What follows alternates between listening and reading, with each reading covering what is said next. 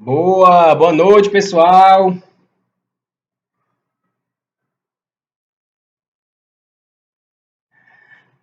Boa noite a todo mundo aí. Tô de olho no chat, viu? Anderson, boa noite. Claudenilson, Milena, a galera chegando agora. Sejam muito bem-vindos aí. Mais um aulão aí. Largada da aprovação, curso Prime. Hoje a gente vai de orçamento público. Deixa eu dar uma olhadinha aqui no chat como é que tá. O que foi que eu não falei aqui ainda? Marcelo, chegou cedo, hein? Vitor. Maiara, boa noite. Lucas. Deliane está com a gente aí acompanhando no chat, ó. Qualquer dúvida em relação a material, em relação aos cursos, estamos bem assessorados aqui, viu? Patrícia, boa noite. Laís, bora lá. Quem não me conhece ainda, professor Leandro Ravielli, sou professor aqui de orçamento público, de administração financeira e orçamentária, do curso Prime, e a gente tem uma missão aqui direcionada para o concurso do Banco do Brasil, que é matar um tópico do edital, tá? Essa parte de administração financeira e orçamentária, gente, ela veio dentro da parte de conhecimentos bancários, tá? É um tópico do edital, só que veio dentro da parte de bancários.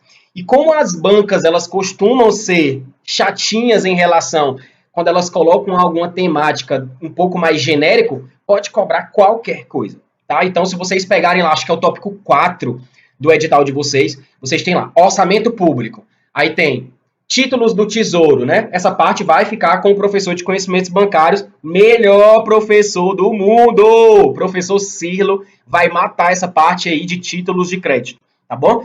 E a gente vai falar sobre dívida, endividamento e orçamento público, tá? Se você pegar o pé da letra o que o edital pode cobrar, é toda a disciplina de AFO, mas não se desesperem, por quê? Porque todo o nosso curso ele vai ser direcionado para o edital do Banco do Brasil. Então, você só vai estudar de orçamento aquilo no nível que o Banco do Brasil pode cobrar, tá certo? E antes de a gente começar, já quero avisar vocês, ó, já tá aí no chat, tô de olho, hein? Últimas horas, gente, para vocês adquirirem o curso completo, já todo atualizado, pós-edital, com 60% de desconto, gente, e 20% de cashback. O link já tá no chat, tá também na descrição do vídeo. Então, na descrição do vídeo você tem tudo aqui, né? Tem o material, você consegue entrar nos grupos, você consegue ter acesso ao link. E assim que você clica no link, gente, já testei aqui, tá? Já testei para ver se era verdadeiro. Já está lá com o cupom aplicado. 60% off, mais 20% de cashback. Últimas horas, tô sabendo que é só até hoje, tá bom? Lembrando que nesse curso, gente, além de ser completo, a gente também tem uma mentoria. E adivinha, com um professor lindo, maravilhoso, comigo, viu? A mentoria é comigo. Então, como é que funciona essa mentoria?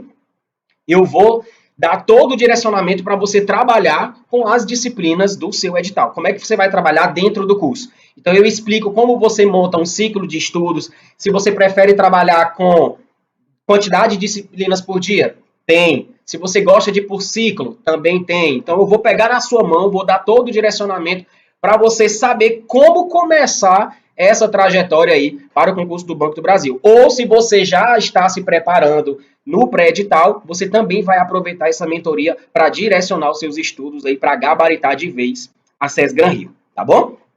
Vamos na tela comigo, material tá disponível aí no chat. Vamos lá. Lembrando, gente, a gente já, né, vocês já tiveram algumas transmissões ontem, né, nas últimas semanas, só para frisar aqui rapidinho que esse material está nas outras transmissões que foram feitas aqui pelo curso Prime. O edital está publicado, nós já temos prova agendada, você já tem data de prova, você já tem quantidade de vagas por estado, você sabe que vão chamar também o cadastro de reserva, né? Porque no último eram 2.200 e poucas vagas, chamaram todas e a mesma quantidade do cadastro. Então, o edital já está na praça, você não tem mais desculpa para não começar. Então, você já sabe onde tem vaga, onde tem mais cadastro, não tem mais desculpa não, viu? Tem muito tempo para estudar, um pós-edital grande, tá? Muitas vagas e chama todo o cadastro, né? Qual é a desculpa? E com 60% off, meu amigo, você faz o quê? Compra, né? Bora!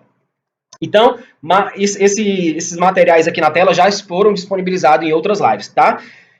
O esquema que eu montei na mentoria está todo direcionado para o edital. Então, lá na mentoria, eu explico a vocês direitinho o peso de cada disciplina, por onde você começar, em que momento você insere alguma disciplina nova, em que momento você começa a trabalhar com simulados, qual é o momento certo de estudar por questões, vale a pena estudo reverso, não vale, qual é o momento de fazer revisões, tudo isso tem na mentoria, tá? Então, a mentoria está toda montadinha para você só chegar, sentar, olhar para mim, anotar o que eu estou dizendo e começar o curso, tá certo? Então nós já temos aí a estrutura da prova, 70 questões, banca SES Gran Rio, 5 itens, 25 questões de conhecimentos básicos, 45 de específicos. Então você tem toda a estrutura da prova aí, tá?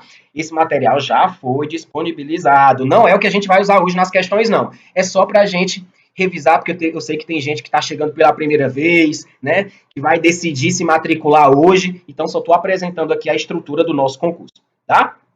Onde é que entra a nossa disciplina? Onde é que entra a nossa disciplina? Aqui, ó, dentro de conhecimentos bancários. Olha só, conhecimentos bancários são 10 questões, peso 1,5, né? Você tem 10 questões, e dentro de conhecimentos bancários é que a gente tem a parte de orçamento público. Então, é aqui que a gente entra, tá bom? Então, estamos todos apresentados, já sabemos aí como é que vai funcionar o edital. Agora sim, vamos começar a nossa maratona largada da aprovação. Meu povo, olha essa foto. Estão perguntando aí, quem já tem o curso Prime tem direito à mentoria? Dá uma ajuda aí, Deliane. Essa mentoria, gente, ela tá dentro do curso do Banco do Brasil. Eu acredito que quem comprou o curso, né, antes do edital, eu acredito que se a mentoria já estava lá, porque eu já tinha gravado, eu só fiz atualizar as aulas, né, em relação ao novo edital, tá bom? Mas Deliane tá aí para responder todas as nossas dúvidas. Olho no material. Vamos lá. Nós temos algumas questões para trabalhar aqui em sala. Vamos para a nossa primeira questão. Pronto, vamos lá. Gente, eu separei 22 questões para a gente trabalhar e eu separei já os assuntos na ordem de entendimento dos assuntos, tá? Como eu já frisei no início da transmissão, o orçamento público é um mundo, é uma disciplina à parte. O edital colocou apenas orçamento público. Poderia ter colocado como uma disciplina toda? Poderia, mas não. Eles resolveram colocar dentro de conhecimentos bancários. Então, assim, sendo bem sincero, não acredito que vocês tenham muitas questões de orçamento público, tá? No máximo, 3 questões. Tá? Então, de 2 a 3 questões que você não pode perder, gente. Vamos combinar que a banca é SES Gran Rio, você não pode vacilar na banca SES Gran Rio. Se você olhar a nota de corte da prova de 2021, do edital de 2021, a galera não tava para brincadeira, tá? Eu mesmo já fui, né, funcionário do banco, entrei no concurso de 2015, né, edital do fim de 2014, entrei na prova de março de 2015 e foi super concorrido. Fui terceiro lugar, né, na micro de Fortaleza. Foi muito rápido. Fiz a prova em março, em agosto eu já estava na agência. Mas assim, tive que errar muito pouco. Então não é porque orçamento vão vir 2 ou 3 questões que você pode deixar de fora. É um risco alto. Por quê? Porque ela está dentro de bancários e está dentro de conhecimentos específicos. Tem peso 1,5 e vocês sabem que lá nos critérios de desempate, geralmente, um dos critérios é a contagem de pontos nas específicas, tá bom? Então, assim, não pode deixar de fora. Se você quiser deixar de fora, o que eu acho muito arriscado, eu não recomendo isso, fica a seu critério, por sua conta em risco, mas, meu amigo, tem que fazer de tudo para gabaritar as outras. Não pode deixar nenhuma disciplina de fora. Vocês têm tempo, vocês têm né, o arsenal todo e no precinho bacana. Bora lá. Primeira questão. SES Gran Rio 2019. Um administrador atua no setor que organiza o orçamento de determinado órgão público. Todos os anos, ele estabelece a previsão das receitas e a fixação das despesas em determinado período de tempo. Gente, orçamento público é basicamente, grosso modo, como você trabalha o orçamento na sua vida. Pense o seguinte, você planeja os seus gastos com base no salário, ou você planeja buscar ter um salário compatível com os seus gastos. O que é mais viável? Claro, o mais viável, e é assim que o governo trabalha, é primeiro que se faça um estudo, uma estimativa das receitas, para, com base nessa estimativa, você fixar os seus gastos.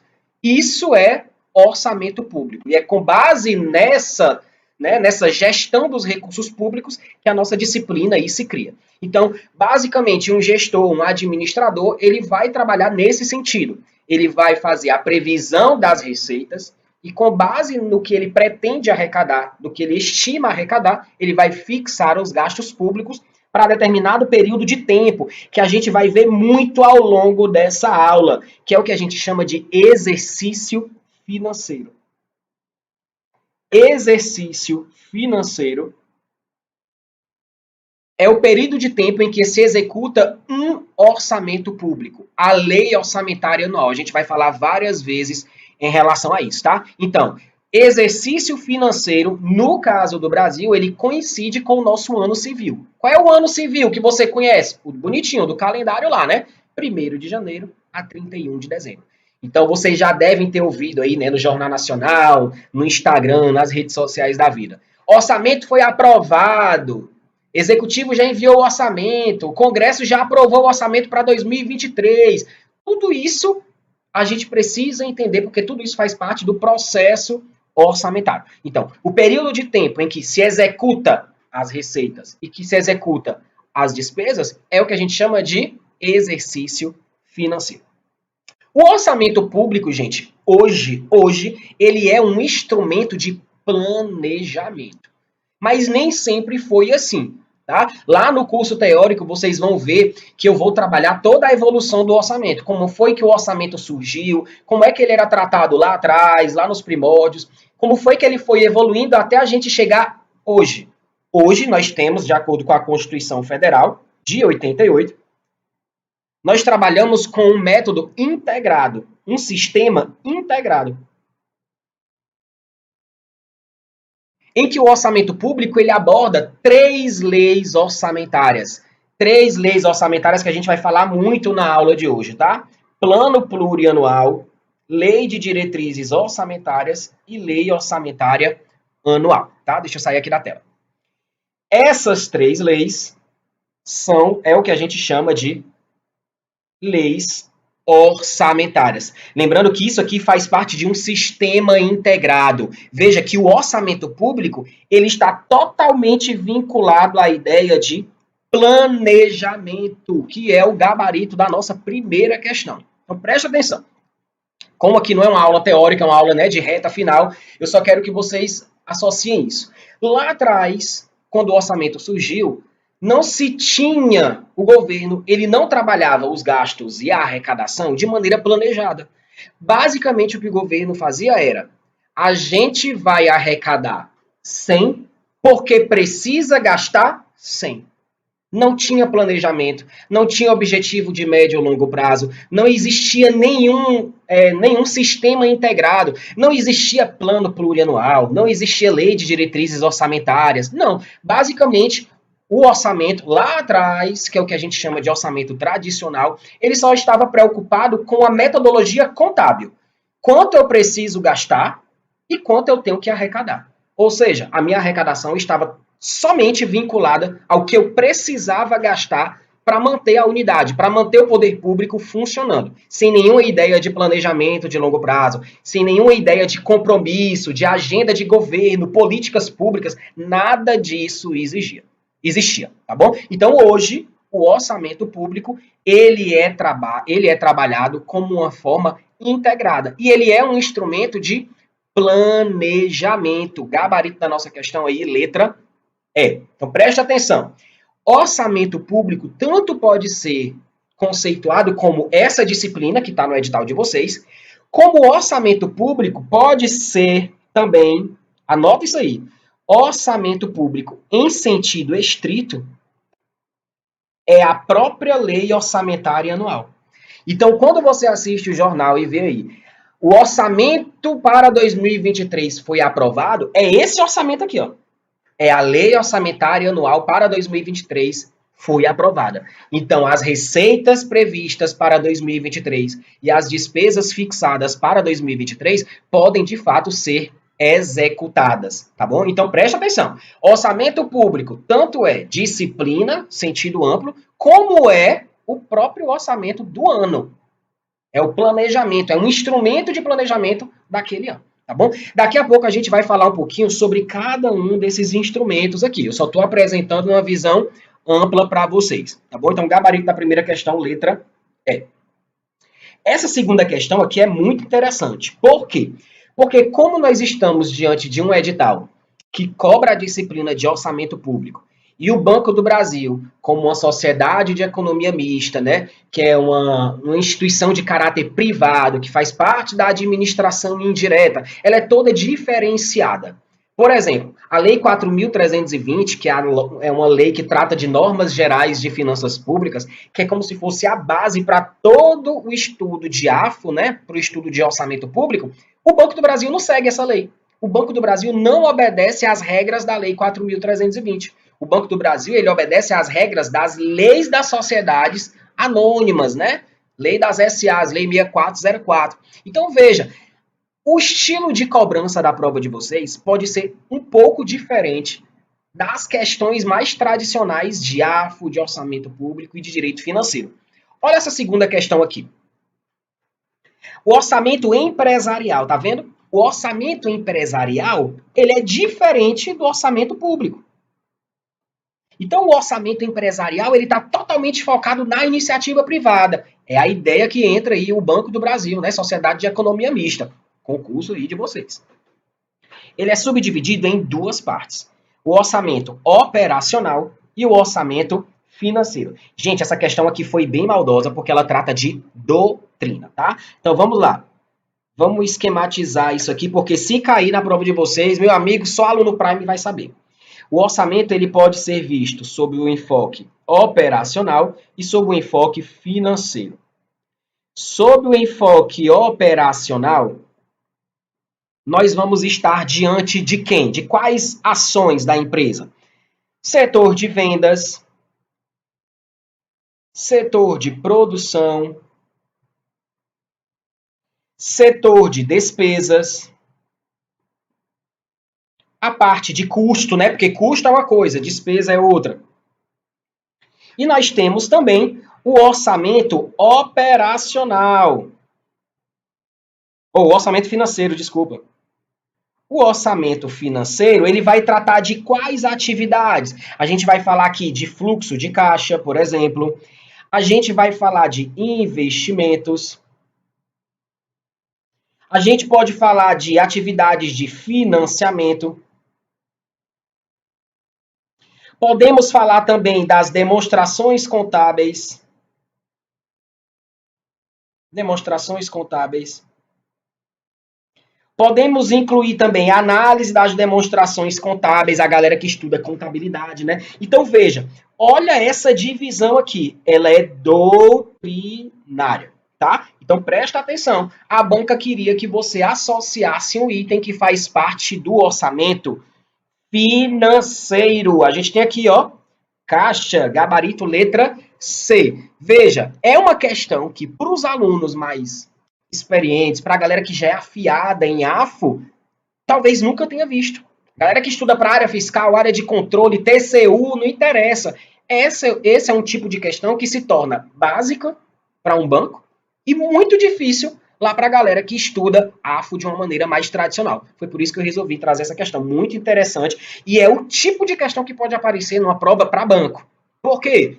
De novo, falo para vocês. Banco do Brasil, Sociedade de Economia Mista, não segue as regras da Lei 4.320. Então, a abordagem dele é totalmente empresarial, tá? Mas, claro que no curso teórico, eu tenho que dar um pouco de orçamento público voltado para as regras gerais, que valem para todas as instituições, sejam públicas ou privadas. Por quê? Porque o edital não deixou claro até que ponto ele pode aprofundar. Ele colocou orçamento público e boa sorte, tá bom? Então, gabarito para a segunda questão, letra C.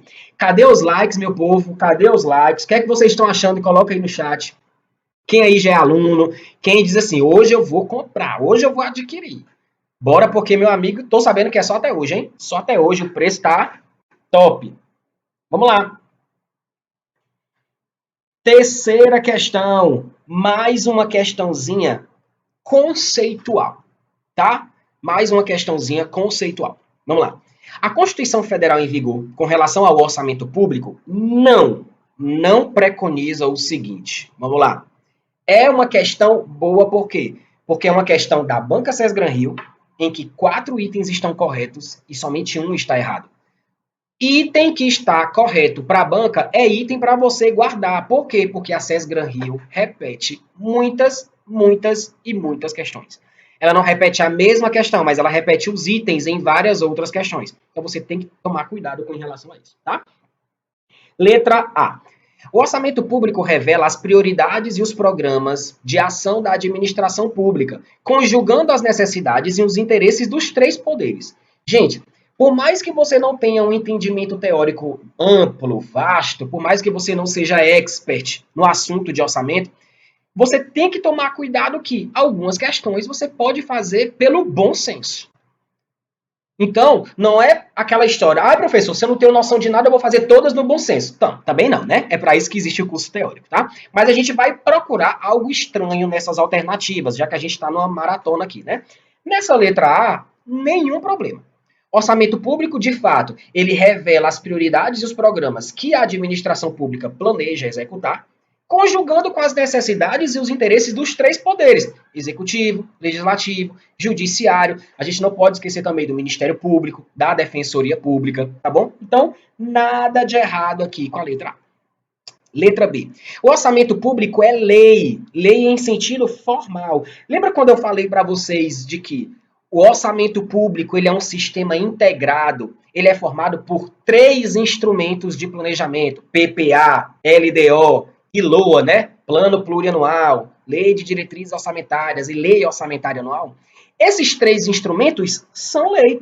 Sim, são lei em sentido formal. Eles trazem a previsão das receitas e traz também a autorização dos gastos. Então, o orçamento público ele faz o quê? Faz a previsão das receitas, fixa as despesas sem criar direito subjetivo e sem modificar as leis financeiras e tributárias. O que é que ele quis dizer aqui no final? O orçamento público, gente, ele é uma lei especial, ele é uma lei diferenciada. Por quê? Se você pega, por exemplo, a lei de licitações, a antiga Lei 8666 de 93, essa lei estava valendo até ainda, né? Até agora, até abril de 2023 ela está valendo. Veja, é uma lei em sentido material. Lei 8666. Qual é a matéria dela? Licitações. Você fala lei de licitações. Ela tem um assunto, ela tem uma matéria, tá? Então veja que é uma lei em sentido material. Quando a gente diz que o orçamento público é basicamente uma lei em sentido formal, quando ele diz que não cria direitos subjetivos, né, e ele não modifica outras leis, é porque é uma lei que só vale para aquele ano. É uma lei que traz receita e despesa para 2023. Em 2024, eu vou precisar de outro orçamento. Outra lei para trazer as receitas de 2024 e as despesas de 2024. É o que a gente fala que a lei do orçamento é uma lei de efeitos concretos. Como assim, professor? Não entendi. De novo, lei de licitações, ela tem um assunto, ela traz situações abstratas em que, acontecendo aqui no mundo real alguma situação daquelas, a gente aplica a lei. Veja, a lei de licitações é uma lei em sentido abstrato. O orçamento público é como se ele tivesse, assim, uma única finalidade. Ele traz as receitas e despesas para determinado ano. Não são situações abstratas. Ele não cria direito subjetivo, não. É uma situação concreta. É quanto o governo pode gastar em determinado ano, tá bom? Então, é a questão da item B, nada de errado com ela. Letra C. O orçamento público é considerado essencialmente por seu conteúdo contábil e técnico, materializando-se em um documento de ordem financeira, adequando-se em segundo plano aos interesses da população. Só aqui você já mata a questão. Tá vendo que, por mais que você não soubesse os outros itens, você tem que identificar algo gritante. A SESGRAN Rio, gente, ela não complica nesse sentido. Quando você não tiver ideia da questão, e se for uma questão, claro, que pede o item errado, você vai ver o erro gritando. Então, muitos alunos estão vendo aqui pela primeira vez, né, o assunto, e só por esse final aqui já dava para matar a questão. Veja, o orçamento público, gente, ele não é mais uma peça simplesmente contábil. Ele não é mais somente um instrumento de ordem financeira. Não. O orçamento público hoje ele é tido como um instrumento de planejamento. Ele é uma peça de planejamento. O governo se organiza, ele organiza todos os seus gastos visando o bem comum em primeiro plano. Os interesses da população em primeiro plano. Então, esse é o gabarito da nossa questão número 3. Letra D. O orçamento público atual tem duas funções precípuas, a função política e a função econômica, sendo a primeira, a política, forma de controle da administração pública quanto à execução das despesas no período e limites estabelecidos em lei.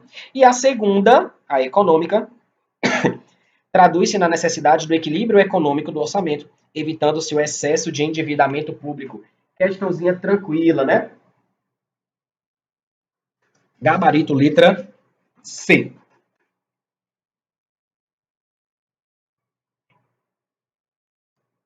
Questão número 4. Vamos lá. Estão perguntando aí no chat, né? Com relação, qual é a previsão do término das gravações? Em relação à parte de orçamento, já estou terminando, tá? Então, acredito que na primeira semana de janeiro, toda a parte de orçamento já esteja postada lá na área do aluno, tá bom? Enquanto isso, vocês podem ver a mentoria. E lá na mentoria, eu já recomendei a vocês o seguinte: não adianta começar logo a parte de orçamento sem ter tido um pouco de noção de conhecimentos bancários. Por quê? Porque você precisa caminhar um pouquinho em conhecimentos bancários, até para você entender o que é dívida, endividamento. Quando o Silo for falar lá de títulos de crédito, o ideal é que você já tenha um pouco, né, de noção aí das primeiras aulas. Então, assim, em relação ao orçamento público, você pode seguir o que eu digo lá na mentoria, tá bom? Assista as primeiras aulas de conhecimentos bancários e aí, quando chegar no tópico do edital de orçamento público, aí você pode dar início à minha parte, tá? Que não vai ser longo, não vai ser extenso, vocês vão ter exatamente o nível que pode ser cobrado na prova de vocês, tá bom? Vamos lá. Questão número 4. Perdão. GJ é contador e exerce a função de supervisor de orçamento de determinado órgão público federal. Como ocorre anualmente, cumprindo o Decreto-Lei 200 de 67, aguarda-se a elaboração do orçamento que serve de instrumento de operacionalização das ações do governo ao pormenorizar a etapa do programa plurianual a ser realizada no exercício seguinte. Tal orçamento é denominado, presta atenção. Essa 4 é bem parecida com a questão número 1. Lá na questão número 1, a gente viu que o orçamento ele tem que seguir a ideia de planejamento.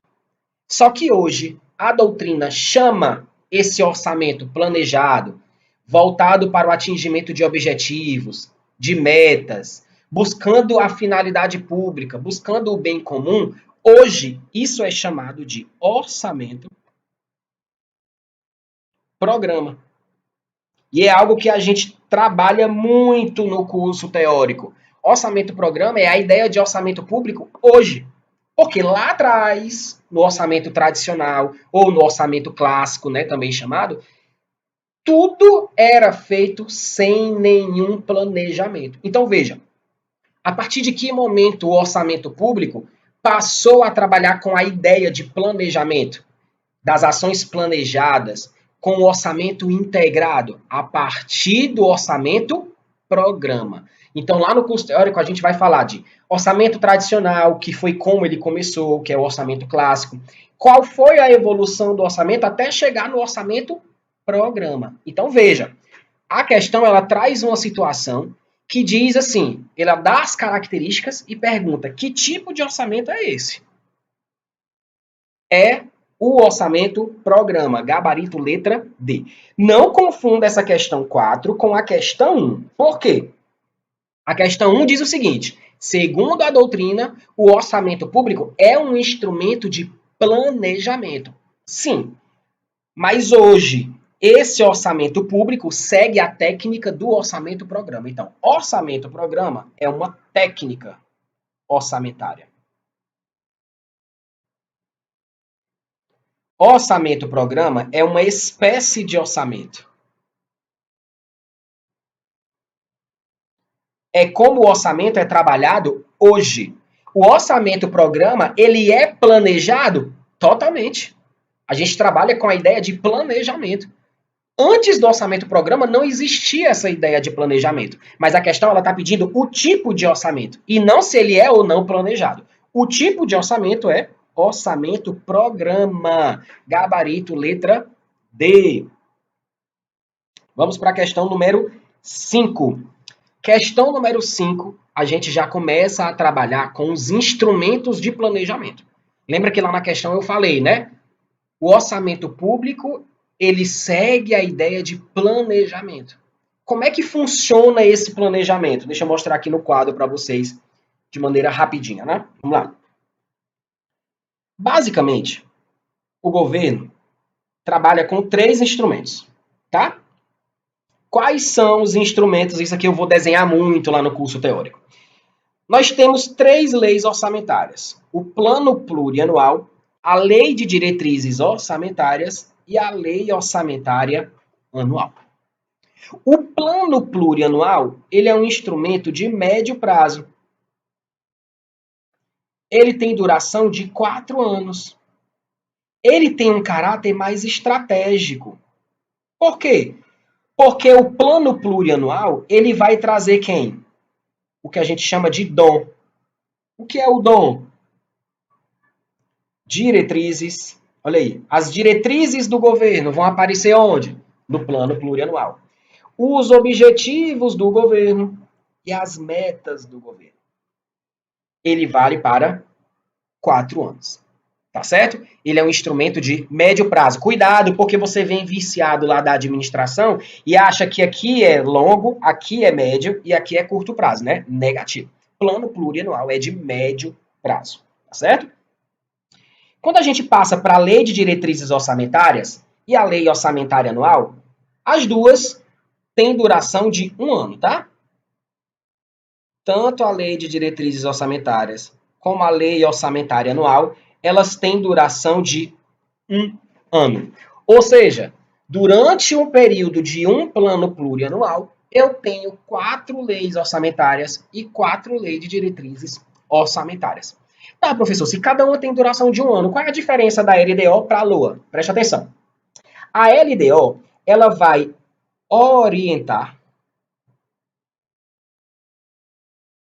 a elaboração da LOA. Então, veja, ela tem um papel intermediário. A LDO ela vai olhar as diretrizes do governo, os objetivos traçados no PPA, as metas traçadas e vai dizer o seguinte: olha o orçamento do próximo ano, você vai trabalhar dessa forma aqui. Então, a Lei de Diretrizes Orçamentárias, ela orienta como o orçamento deve ser trabalhado. Claro que na Constituição a gente tem uma série de atribuições da LDO. Na Lei de Responsabilidade Fiscal a gente tem uma série de atribuições. A gente não vai se concentrar em tantos detalhes, tá? Mas para efeito de SES-GRAN Rio, prova de banco, eu recomendo alguns artigos, tá bom? Então vamos lá. Plano Plurianual, artigo 165, parágrafo 1º da Constituição Federal. Lá ele vai dizer que o plano plurianual vai estabelecer de forma regionalizada as diretrizes, os objetivos, as metas do governo, né? Para as despesas de capital. Despesa de capital, professor, o que é isso? São os investimentos, tá? Pensem como os investimentos, para a gente não detalhar muito agora. E para os programas de duração continuada. O que é o programa de duração continuada? É um programa de governo que tem geralmente período superior a 1 ano e que vai atender buscar a quê? A finalidade pública. Então, geralmente um programa de duração continuada é um programa que dura mais de 1 ano e ele é feito de maneira contínua e permanente.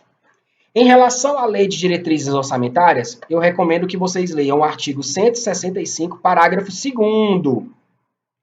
A Lei de Diretrizes Orçamentárias, conforme a Constituição, não traz diretrizes, objetivos e metas. Isso é o PPA que traz. A LDO, ela traz metas e prioridades. O que é que o orçamento do ano seguinte vai ter como meta e como prioridade para atender o que se estabelece no PPA? Então, veja, a Lei de Diretrizes Orçamentárias é o elo entre plano plurianual e lei orçamentária anual. Então, a gente já matou qual é a definição aí de plano plurianual. É um instrumento de médio prazo, ele vale para 4 anos. Atualmente, a gente está no PPA 2020 a 2023, tá? A gente está nesse PPA aqui. O atual PPA vai terminar no ano que vem. No ano que vem, o presidente eleito ele já começa a preparar o próximo PPA. Qual é o próximo PPA? É o PPA, vamos lá, 2024 a 2027. Então veja, a LDO para 2024 já vai ter que observar quem? O plano plurianual que vai ser começado a ser votado no ano seguinte. Tá bom? Então, gabarito da questão 5, letra B. O plano plurianual, ele visa atender, sim, de forma regionalizada, todo o planejamento estratégico do governo. Como é que o governo se planeja, como é que o governo pretende atingir os seus objetivos no médio prazo, tudo isso tem que ser feito de forma regionalizada. No geral, os programas de governo, eles seguem aquelas divisões que a gente já conhece, né? Norte, Sul, Nordeste, Centro-Oeste, Sudeste. Mas não necessariamente, tá? Questãozinha boa de prova.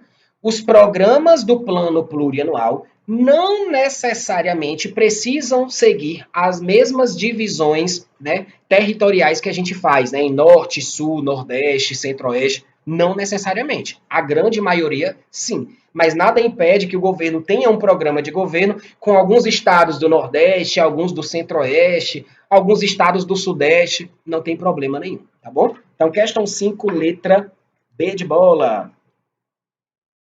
Questão número 6. Ainda sobre plano plurianual. Segundo a Constituição Federal e leis complementares, no Brasil, a lei do plano plurianual deve dispor sobre o quê?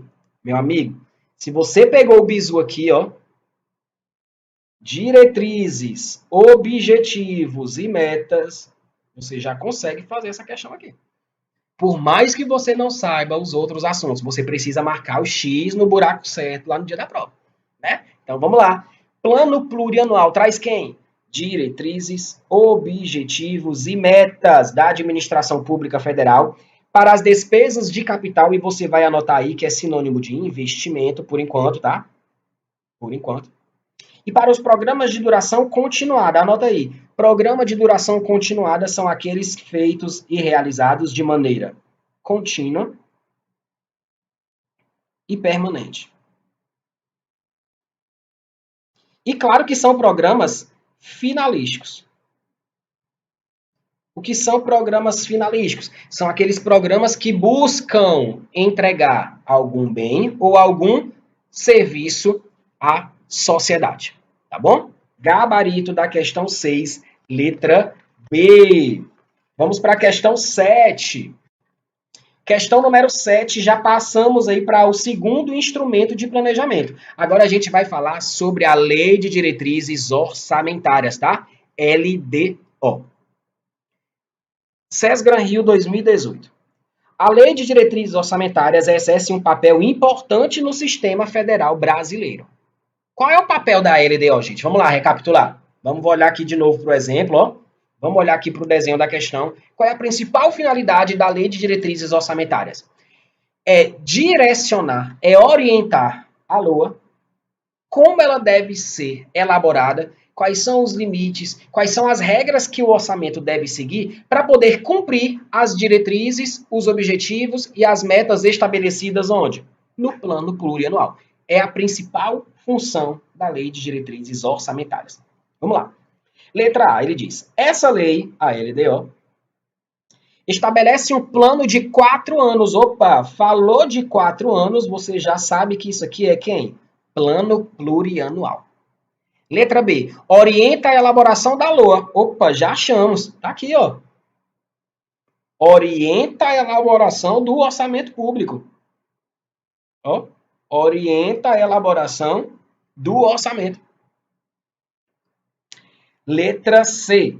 Inclui o orçamento monetário relativo às políticas e às ações do Banco Central. Gente, preste atenção. Vamos logo adiantar o próximo tópico, que é lei orçamentária anual. Quem traz receita e quem traz despesa é a LOA, tá? Então, por exemplo, as receitas e as despesas do Banco Central vão estar em qual instrumento? Na LOA. A lei de diretrizes orçamentárias, ela não traz receitas e despesas. Ela orienta como o orçamento vai trazer essas receitas e essas despesas. A LDO, ela tem um nível mais tático, um tático voltado para o operacional. Por quê? Porque ela retira o que está no planejamento de médio prazo do governo, do PPA, e diz o seguinte, ó, para atender às diretrizes do governo, para atender os objetivos do governo, o orçamento, você vai ter que seguir esse modelo. Você vai ter que seguir essa regra. Você vai ter que ser executado dessa maneira. Mas a LDO, ela não traz receita, ela não traz despesa. Quem traz os orçamentos é a Lei Orçamentária Anual. Então, aqui o gabarito é a letra B. A LDO orienta a elaboração da LOA. Mas quem tem as receitas e quem tem as despesas é a LOA, tá bom? A letra D diz o seguinte: é aprovada anualmente. Sim, após a elaboração do projeto de lei orçamentária anual. Meu povo, você nem precisa saber o prazo. Se a LDO orienta a elaboração da LOA, como é que ela vai ser aprovada depois? Não pode. Se ela orienta a elaboração da LOA, é porque geralmente ela é aprovada antes. E realmente na Constituição a gente tem um prazo. Ela é enviada antes, ela é aprovada antes, para quando o governo for elaborar o orçamento, ele já seguir as regras da LDO aprovada. Claro que isso nem sempre se cumpre, mas na Constituição está assim, tá bom? E letra E é constituída por 3 orçamentos. De novo, quem é que traz orçamento? É a LOA. É a LOA, tá bom? Então, essa letra E já é uma questãozinha spoiler para vocês, tá? Quem traz os 3 orçamentos é a LOA. Quem traz orçamento é a LOA. Só que essa LOA ela é dividida em 3 orçamentos: fiscal, Seguridade Social e investimentos. Daqui a pouco a gente vai mastigar isso aqui, tá bom? Então, gabarito da questão 5, 7, letra B de bola. Agora sim a gente pode falar um pouquinho de lei orçamentária anual. Professor, onde é que está isso na Constituição Federal? Artigo 165, parágrafo 5º. E eu acredito que aqui você deva colocar uma estrelinha, o nome do namorado, o nome do cachorro, a letra L, tio maravilhoso, né, que está fazendo você entender essa bagaceira aqui de uma maneira bem simples, né, numa conversa aqui no bate-papo. Preste atenção. Bem provável cair uma questãozinha dessa e vou te dizer por quê. Vamos lá.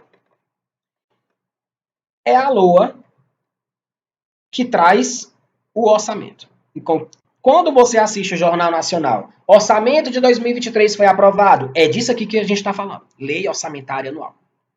Ela é dividida em 3 peças.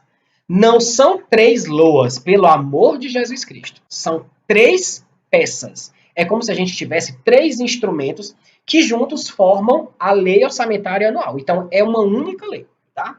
Então, essa lei, ela é dividida em orçamento fiscal, Seguridade Social e orçamento de investimentos das estatais. Por que eu acredito que aqui é uma questão boa de prova? Porque tem tudo a ver com o Banco do Brasil. Preste atenção. No orçamento da Seguridade Social vão estar todas as receitas e todas as despesas relativas a 3 grandes áreas: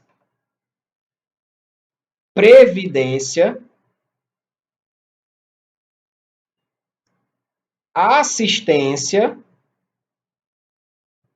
e saúde. A galera que tá vindo chorando do INSS não pode errar essa questão, né? Não pode errar essa questão. Quais são as áreas que compõem a Seguridade Social? Previdência, assistência social e saúde. Previdência, assistência e saúde. Os gastos relativos a essas três áreas vão estar dentro dessa caixinha aqui. Independente de qual seja o órgão, da administração direta, da administração indireta, das fundações, né, dos fundos, das autarquias, das empresas públicas, né, não interessa. Falou de previdência, assistência e saúde, você vai colocar dentro do orçamento da Seguridade Social. Por que é uma questão boa de cair no Banco do Brasil? Por causa disso aqui, ó. O orçamento de investimento das estatais. Opa! Estatal é uma empresa controlada pelo poder público. O Banco do Brasil é uma sociedade de economia mista. É uma empresa controlada, é também chamada de estatal. A maioria do capital social com direito a voto pertence ao poder público. No caso da Caixa Econômica, pertence à União. Então, preste atenção. O orçamento do Banco do Brasil, em relação aos investimentos, aparece dentro dessa caixinha aqui, ó. Faz parte do orçamento? Faz. Mas somente os investimentos que o governo faz no Banco do Brasil. Por quê? Porque o Banco do Brasil, por ser uma sociedade de economia mista, é como se ele fosse uma estatal independente. Existem estatais que são dependentes e existem estatais que são independentes. Como assim? Existem estatais que são controladas pelo poder público e dependem totalmente do poder público para se manter, para pagar o salário, para pagar o custeio, para pagar maquinário, para pagar investimento. O Banco do Brasil não. O Banco do Brasil, ele se autossustenta, ele tem arrecadação própria. Ele mesmo se investe, ele tem lucro, ele atua na atividade econômica, ele atua na iniciativa privada. Então, o Banco do Brasil, sociedade de economia mista, faz parte da administração indireta, ele só pertence ao orçamento no que diz respeito aos investimentos. Questão boa para cair na prova, né, de vocês, tá? Nem tão pesada de orçamento público, mas que traz ali uma característica do próprio banco. Tirando os gastos da Previdência, Saúde e Assistência e tirando os investimentos das estatais, tudo que sobrar é o quê? Orçamento fiscal. Então, se você pegar o orçamento e pegar as três peças lá e olhar quanto tem em cada peça, você vai ver que o orçamento fiscal basicamente leva boa parte. Por quê? Porque ele tem todas as áreas que não sejam previdência, saúde, assistência e investimento das estatais. Tá bom? Então, a gente fez um resumo de lei orçamentária anual. E não esqueçam, não são 3 LOAs. É uma única LOA. Cada ente da federação tem somente um orçamento. Então, se você olhar, governo federal aprova o seu orçamento. Então, a gente tem um orçamento para a União. Cada estado tem o seu orçamento. E cada município tem o seu orçamento. Acredite. Estado do Ceará, estado da Bahia, Pernambuco, não interessa. Cada estado vai ter o seu orçamento. Cada estado vai ter a sua lei orçamentária anual. Ou seja, a lei orçamentária anual ela é única por ente e não por poder. É uma pegadinha que a César Gran Rio costuma cobrar. Ela pode dizer assim na questão: o orçamento do Poder Executivo, o orçamento do Legislativo, o orçamento do Judiciário. Não, a gente tem um orçamento que aborda todos os poderes daquele ente. Então, se eu falo de Legislativo Federal, eu estou falando de Câmara dos Deputados, Senado Federal. Se eu falo de Legislativo do Estado do Ceará, eu estou falando de quem? Assembleia Legislativa do Estado do Ceará. Tá bom? Então, a lei orçamentária anual, ela é uma única lei por ente e não por poder. Feita essa revisão, vamos para a nossa questão. A lei orçamentária anual, nos termos da Constituição, compreenderá o orçamento referente aos poderes da União, seus fundos, órgãos e entidades da administração direta e indireta. Gente, entra tudo, tá?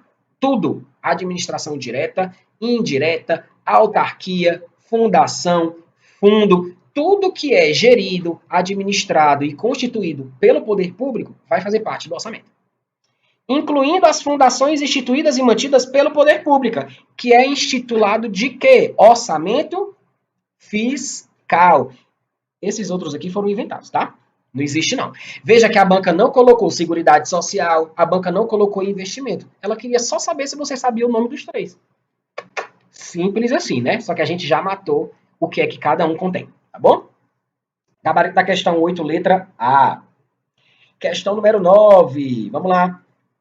Nos termos da Constituição Federal, o orçamento da Seguridade Social vai abranger todas as entidades e órgãos a ela vinculados. Muito cuidado com esse texto. Quando ele diz a ela vinculados, a ela quem, professor? A Seguridade Social.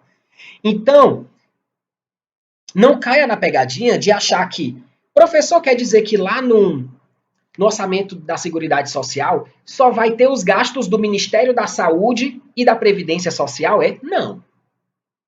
Os gastos, por exemplo, do TJ do Ceará em relação à saúde vão estar em qual parte do orçamento? No orçamento da Seguridade Social.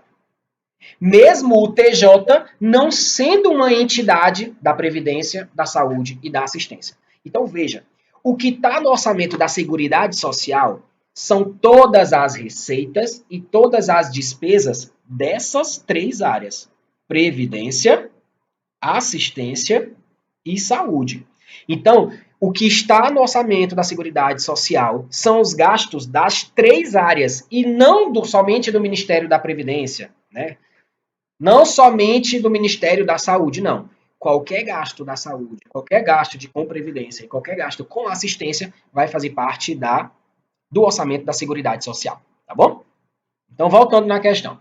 O orçamento da Seguridade Social abrangerá todas as entidades e órgãos a ela vinculados. Quais são a ela vinculados? Previdência,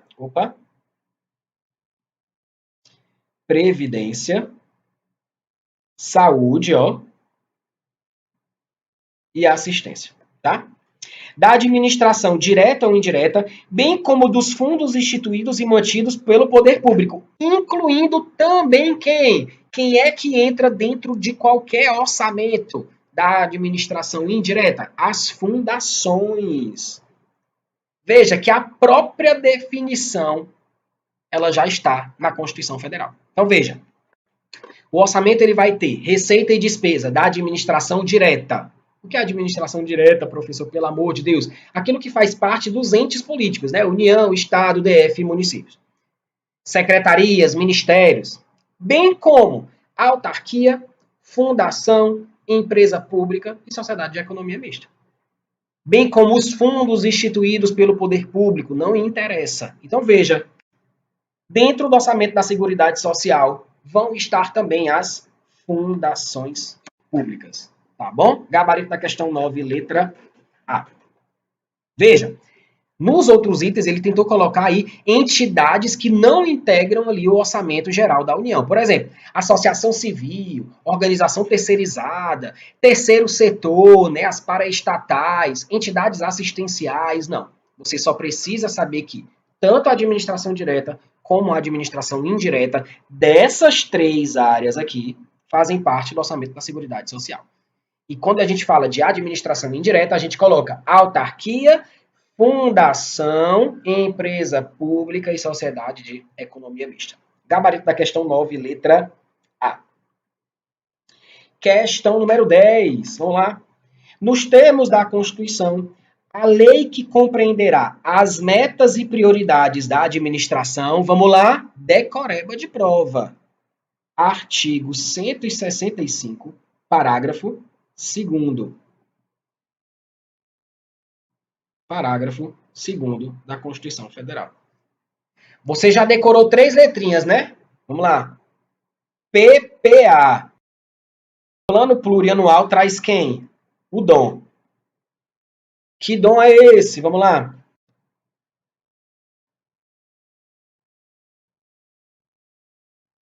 Diretrizes, objetivos e metas. A lei de diretrizes orçamentárias traz quem? As metas e as prioridades. Olha aí, bizuzinho de prova, ó. Metas e prioridades são estabelecidas onde? Na LDO. Cuidado, cuidado, só para não confundir as metas do PPA com as metas da LDO. Presta atenção. As metas do PPA, ela tem um médio prazo. Elas são feitas para 4 anos. As metas da LDO é uma meta direcionada para o orçamento. Veja que a LDO orienta a elaboração da LOA. Então, a meta da LDO ela é mais restrita do que a meta do plano plurianual. O plano plurianual traz uma dimensão mais estratégica, traz um direcionamento de médio prazo. Eu vou pegar aquela meta, eu vou desdobrar em metas menores e orientar o orçamento. Tá? Então, por que eu falo isso? Porque tem aluno que costuma decorar só as letras, né? Falou em meta, acha que é PPA. Cuidado. Tem meta também na Lei de Diretrizes Orçamentárias, tá? Mas só com metas e prioridades você já sabe qual é o instrumento de planejamento que a questão está falando. Quem é? Lei de Diretrizes Orçamentárias. Gabarito, letra E. Beba sua água aí. E vamos continuar. Questão 11. Questãozinha, ó. Excelente para você levar aí para uma revisão, né, para a véspera. Por quê? Vários itens. A gente vai falar de PPA, LDO e LOA numa mesma questão. 11. A Constituição Federal alterou profundamente os processos de elaboração do planejamento e do orçamento público no Brasil. Chama a atenção para o seguinte: foi a partir da Constituição de 88 que surgiram a LDO e o PPA. O orçamento ele já existia. Lei orçamentária anual já existia, mesmo antes da Constituição, até porque a gente sempre precisou de orçamento. Agora, a ideia de plano plurianual, lei de diretrizes orçamentárias, é algo novo, da própria Constituição, de 88 para cá. Então, esse sistema integrado envolvendo PPA, LDO e LOA é uma novidade da Constituição, tá? De 88. Essas alterações implicaram reformulações tanto nos próprios processos de planejamento, quanto em processos de trabalho, modelos gerenciais, sistemas de informação e mecanismos de contabilidade e controle na administração pública. Sobre esses processos, eu avalio os itens a seguir. Vamos lá, deixa eu sair aqui da frente, né? 1. O plano plurianual deve definir as prioridades do governo durante o período que vai do primeiro ao quarto ano de um mandato presidencial. Muito cuidado. Já falei isso aqui lá no início da aula. Presta atenção. Presta atenção. Ano que vem, 2023, né? Logo ali. 2023 é o primeiro ano de mandato do novo presidente. Em 2023, a gente está terminando o PPA passado. Então, o plano plurianual, ele não vai do primeiro ao quarto ano do mandato. Por quê? Imagina se cada presidente montasse um PPA que vai valer só para ele. Aí chega outro presidente e monta um PPA que vai ser só para ele. Negativo. Veja que o atual PPA, ele começou em 2020 e vai até 2023. 2023 é o último ano do PPA atual. Mas é o primeiro ano do governo. Então, o novo PPA ele vai começar não no primeiro ano de governo, ele começa no segundo ano do governo e vai até o primeiro ano do próximo governo, da próxima gestão, se ele for reeleito. Tá bom? Então, preste atenção.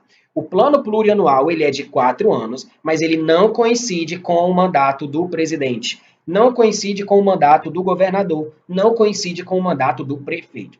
São 4 anos, mas ele começa no segundo ano e termina no fim do primeiro do próximo. Veja que Lula vai assumir agora, 1º de janeiro, mas vai cumprir ainda o restinho do PPA passado, da gestão passada. Lula vai começar a se articular para montar o próximo PPA, que vai de 2024 a 2027. Sendo que em 2027 pode nem ser ele mais o presidente. 2. As metas e as prioridades dispostas no plano plurianual são estabelecidas com base no projeto de LOA, pelo amor de Jesus Cristo. Negativo.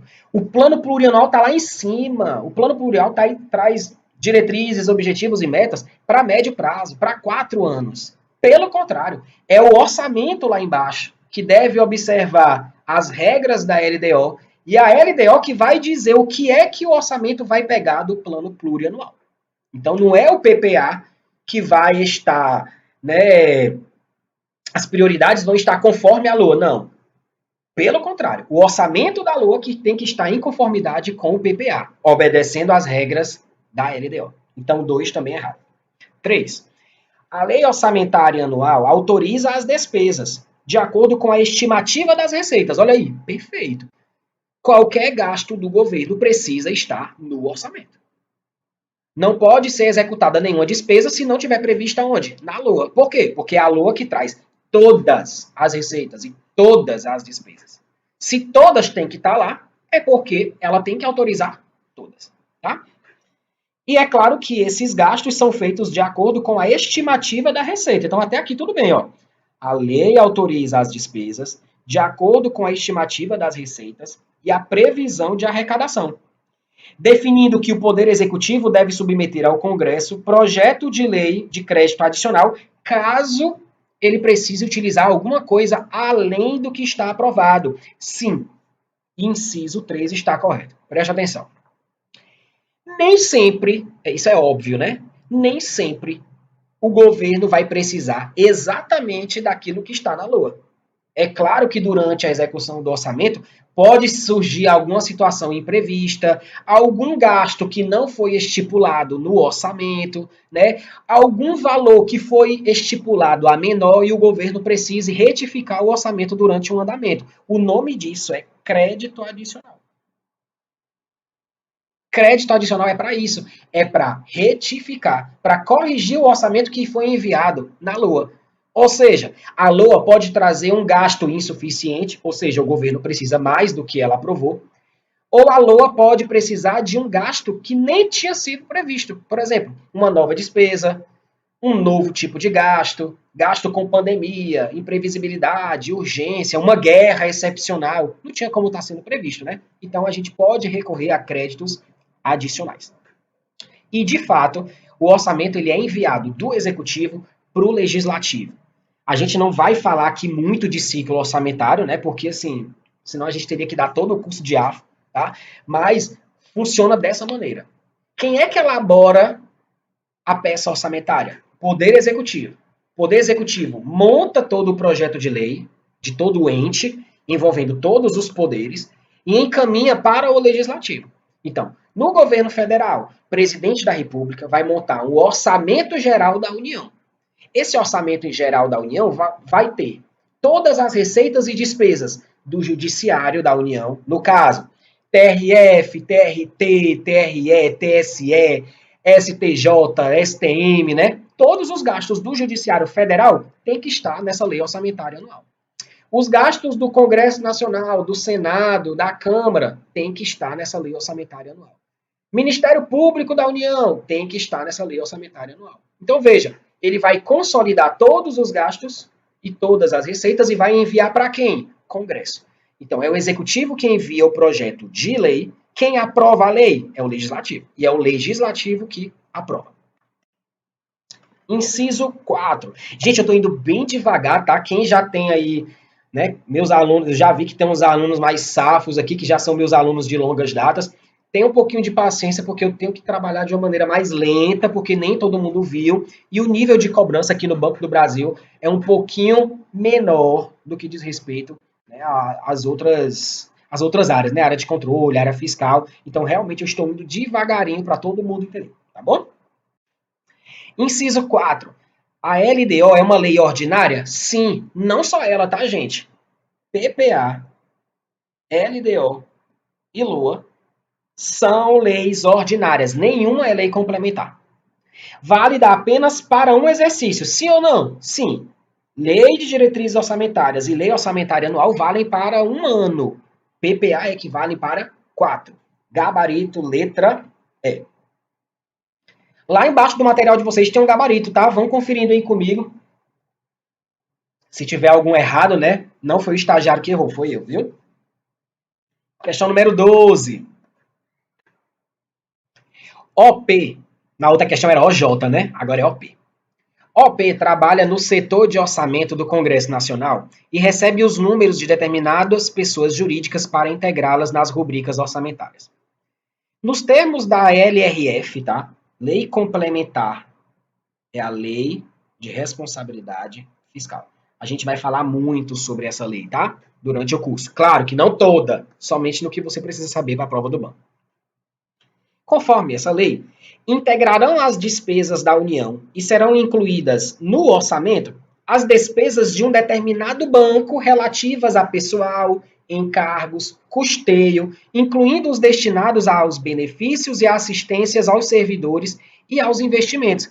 Que banco é esse? É o Banco Central. Presta atenção. Artigo 7º da Lei de Responsabilidade Fiscal. Ele diz o seguinte: serão incluídas no orçamento as despesas do Banco Central, incluindo o seu custeio, incluindo o pagamento da folha de quem trabalha no Bacen, incluindo os benefícios de assistência a servidores, incluindo os investimentos que o Banco Central faz. Gente, você não precisaria saber esse artigo para acertar essa questão. Por quê? Porque desde o início da aula eu estou falando. A lei orçamentária anual tem todas as receitas e todas as despesas da administração direta, das autarquias, das fundações, das empresas públicas, das sociedades de economia mista. Banco Central não faz parte desse grupo? Faz. Então é claro que está onde? Na lei orçamentária anual. Tá bom? Veja que depois ela colocou outros itens aí, né? Só para encher linguiça. Tá bom? O que a LRF exige é: os gastos do Banco Central serão incluídos na lei orçamentária anual da União. Óbvio. Eu ia colocar onde? Os gastos do Banco Central eu ia colocar na LOA do Ceará? Não. Quem tem que bancar é a União. Não é uma autarquia da União, não faz parte da administração indireta da União? Então pronto. Gabarito letra A. Questão 13. No projeto de lei orçamentária anual, os recursos e autorizações de despesas referente a uma entidade autárquica, olha aí, que regula a área de inovação e tecnologia, deve constar em qual orçamento? Presta atenção. Orçamento de investimento. Vamos lá, vamos revisar. Orçamento de investimento vai ter quem? Somente os investimentos das estatais. Perfeito? Orçamento da Seguridade Social. Vão ter todos os gastos envolvendo previdência, assistência e saúde. Seja qual for o órgão. Seja qual for o órgão. Veja que a questão está pedindo de uma autarquia que atua na área de inovação e tecnologia. Você já anula, então, a possibilidade de ela estar no orçamento de investimento. E como não é previdência, assistência nem saúde, ela também não está no orçamento da Seguridade Social. Logo, ela só pode estar onde? No orçamento fiscal. Logo, ela só pode estar no orçamento fiscal. Então, vamos lá. Entidade autárquica, área de inovação, área de tecnologia, não é uma estatal, não é previdência, não é a saúde, não é assistência, só pode estar no orçamento fiscal. É mais fácil decorar os outros do que decorar tudo que está no fiscal, né? Então você faz por eliminação. 13, letra D. Questão 14, a gente já passa para falar de princípios orçamentários. Vamos lá? Gente, princípios orçamentários, nós temos uns 30. E a doutrina está inventando mais todo ano. Todo ano aparecem mais princípios novos. Prova agora de 2022 recente, já estão criando novos princípios. Então, princípio é algo que os doutrinadores, né, leem, abrem a lei e dizem assim, esse artigo aqui tá bonito, ó, eu vou chamar de princípio tal. Pronto.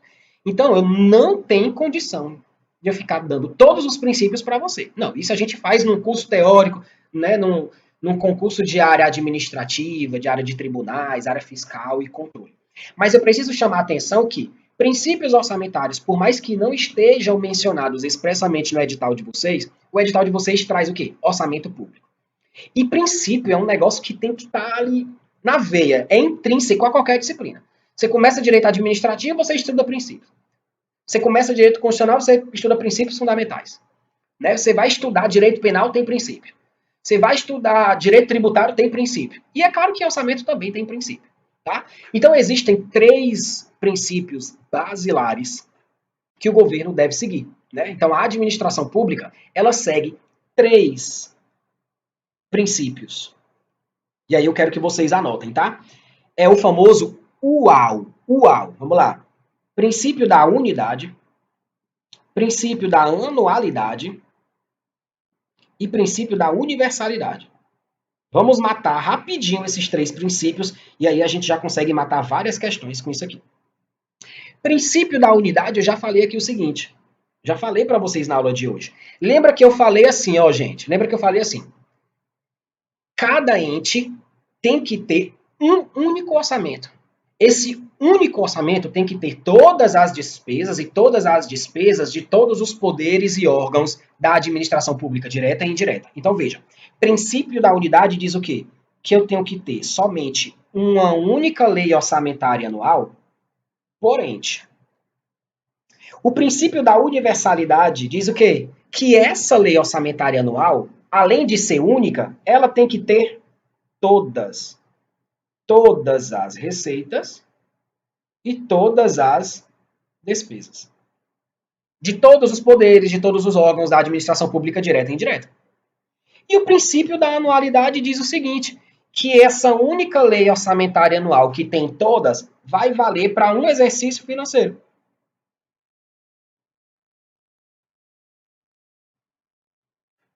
Princípio da anualidade. O orçamento só vale para um exercício financeiro. O nosso exercício financeiro começa em 1º de janeiro e vai até 31 de dezembro.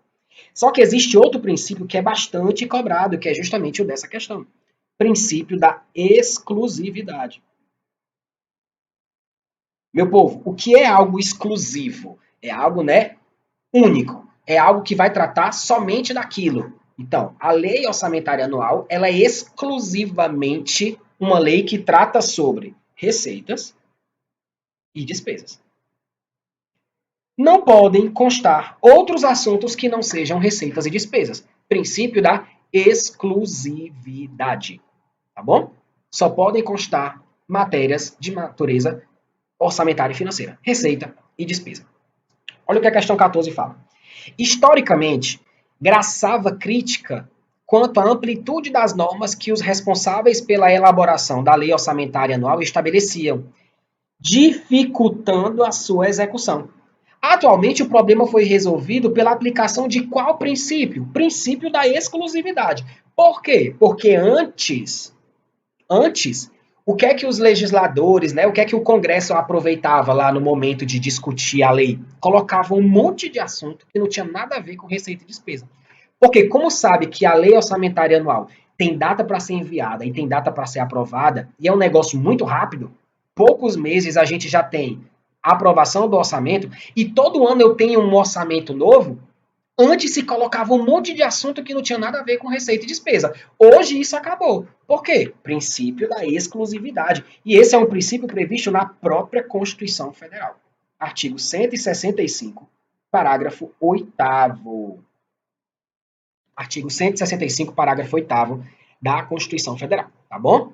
Esses 4 aqui, gente, eu acredito que são os mais... que tem maior chance de cair na prova de vocês, tá? A gente vai falar de outros também daqui a pouco.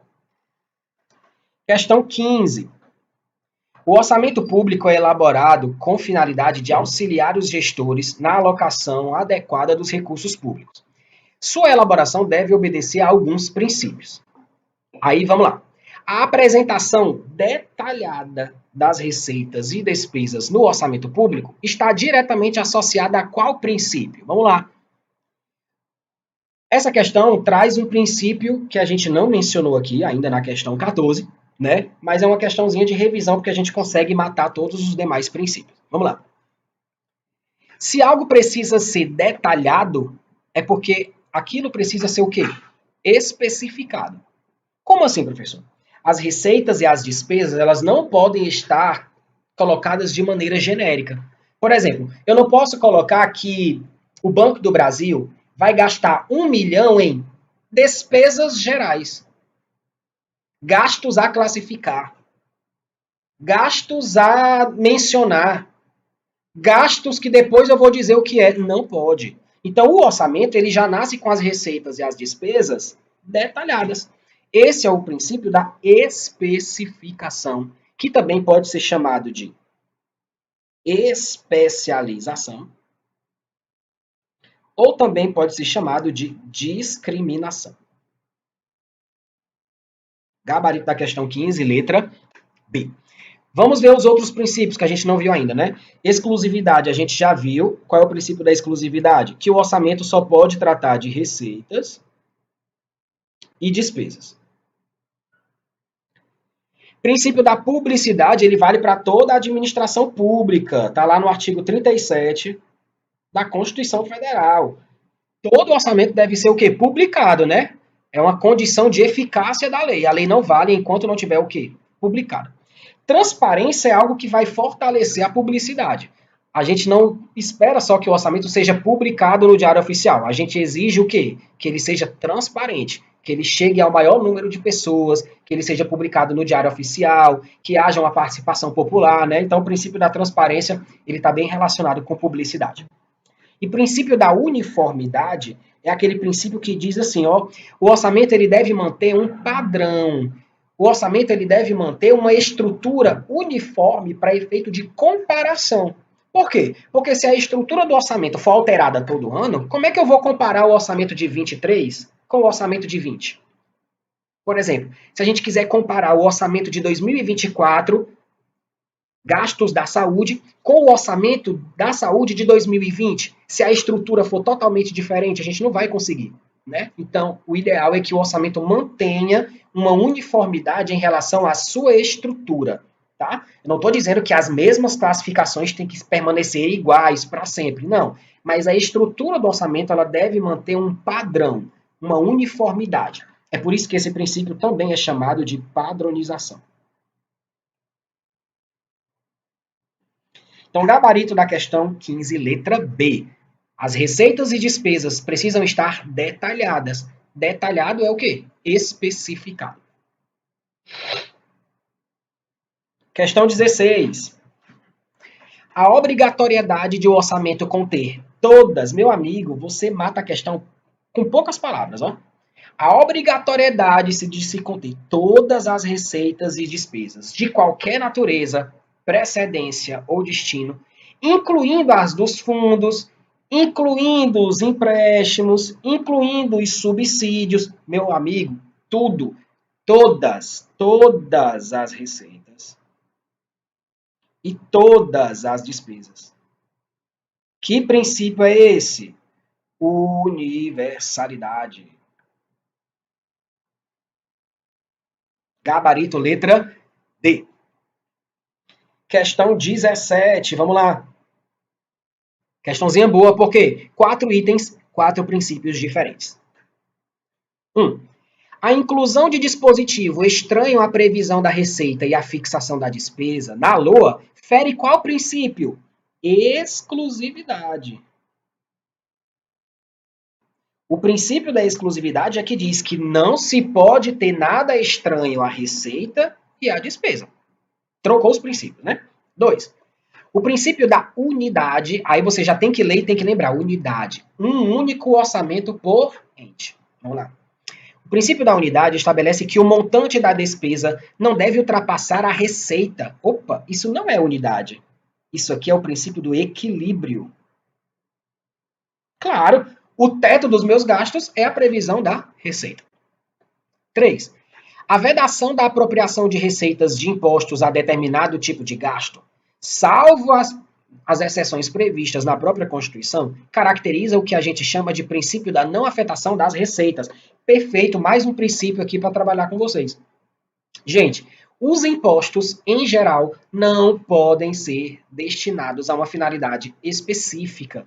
E esse é o maior erro que a gente costuma, né, cometer. Quantos de vocês não falam? Meu Deus do céu, eu pago um IPVA caríssimo para tampar os buracos da minha rua e tá aí, a rua continua cheia de buraco. Não, não existe essa história de o dinheiro de um IPVA, que é um imposto, ser destinado a tapar os buracos da sua rua. Não. Por quê? Porque qual é a regra? Não se vincula a receita de impostos à finalidade específica. Por quê? Porque, por regra, os impostos devem ter destinação livre. São os impostos que bancam as demais políticas do governo. É com os dinheiro dos impostos que o governo vai aplicar para gastar nas suas políticas públicas. E aí não precisa estar amarrado a determinada finalidade. Então, veja, os impostos eles devem ter destinação livre. Os impostos, em regra, não podem ter destinação específica. Claro que existem exceções. E essas exceções estão previstas onde? Na própria Constituição Federal. Então, inciso 3 está correto. 4. O princípio da publicidade prescreve que o conteúdo orçamentário deve ser divulgado por meio de veículos oficiais de comunicação, nos sites, né, nos sítios eletrônicos, para o conhecimento público e para a eficácia de sua validade. Perfeito. Publicar uma lei é requisito de eficácia da validade. Lembra que a lei ela precisa passar por todo o processo legislativo. Depois que ela é aprovada no Congresso, ela precisa ser sancionada e ela precisa ser publicada. Princípio da publicidade. Vale para qualquer tipo de lei. Claro que valeria também para o orçamento anual. Portanto, gabarito aqui somente 3 e 4, letra D. Para a gente fechar aqui, vamos entrar rapidinho em receitas e despesas, tá? O que é que você precisa saber para o concurso do Banco do Brasil em relação a receitas e despesas? Primeira coisa, que existem receitas que não vão constar no orçamento, tá? Por exemplo, uma doação. Nem todas as receitas estão previstas no orçamento. A gente vai ver também que as receitas passam por algumas etapas, alguns estágios. Não tem como o governo fazer, por exemplo, a previsão de uma doação. Ah, eu vou colocar aqui que eu vou arrecadar 200 mil com doação. Quem é que vai doar? Quando que vai doar? O nome é doação, não tem como fazer a previsão. Primeira coisa que você precisa saber, tá? Segunda coisa, no orçamento, na lei orçamentária anual, só vão constar as receitas e as despesas orçamentárias. Existem receitas e existem despesas que são extra-orçamentárias. O próprio nome está dizendo. Extra-orçamentária. Extra-orçamento. Não estão no orçamento. Por exemplo, quando o governo arrecada uma caução, né, o processo de licitação, você tem que depositar uma caução, né, depositar uma garantia. Tudo aquilo que entra nos cofres públicos, mas não pertence a ele, ou seja, que ele tem que devolver, né, tá amarrado a alguma devolução, isso tem caráter extra-orçamentário. Isso não faz parte do orçamento. Por isso que o nome está dizendo, extra-orçamentário. Outra coisa que você deve levar também para a prova em relação à receita e despesa para o Banco do Brasil é que as receitas, elas seguem o regime de caixa.